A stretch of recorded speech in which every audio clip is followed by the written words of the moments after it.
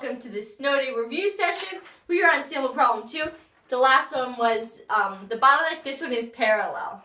So kind of a similar thing. We'll use what we learned in the bottleneck. So as we look at this, these are parallel processes, which means there are two operations going on at the same time.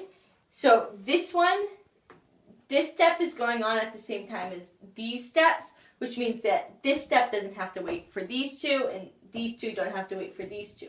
The only one that's waiting for them is this last step, D. So that's what makes it parallel, that these can go on at the same time. It's not A has to go to B, B has to go to C. A and B can be working, and C is doing something completely different that doesn't have to do with it.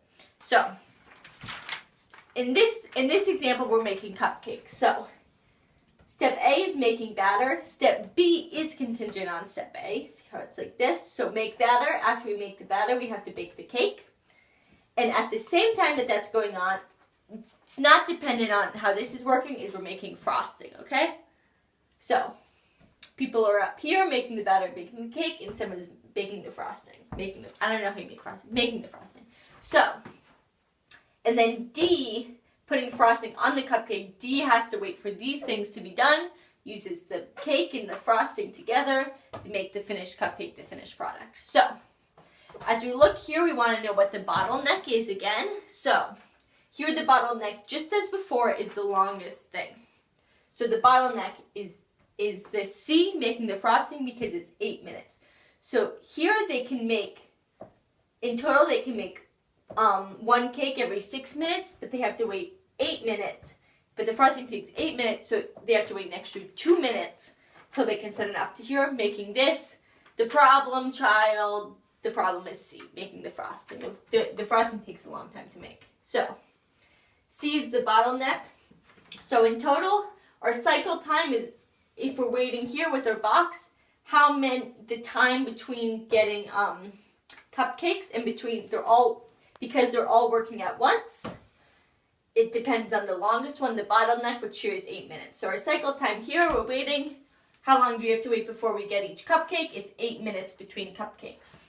The process capacity is how long it takes to make one unit. It's the same thing. It's 1 unit for every 8 minutes.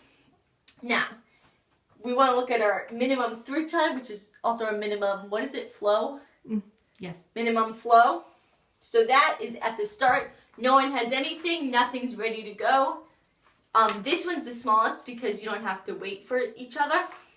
So I'll show you what happens with this. So here we are. There are two groups of people here. So first they have to make the batter. That's 5 minutes.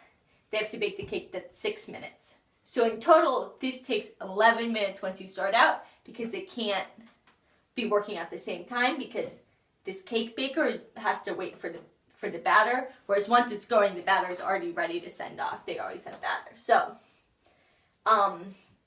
so this takes 11 minutes up here, and the frosting takes 8 minutes. So by the time the frosting is done, 11's more than 8. They're ready to go. They're ready to send it off. So 4. So the minimum production time is this 11, plus how long it takes to put them together to frost them, plus 4 equals 15 minutes. So that is the minimum throughput time. And you see how it takes longer because they don't already have the products ready. This one has to wait for this one. So, and can you convert process capacity to units per hour?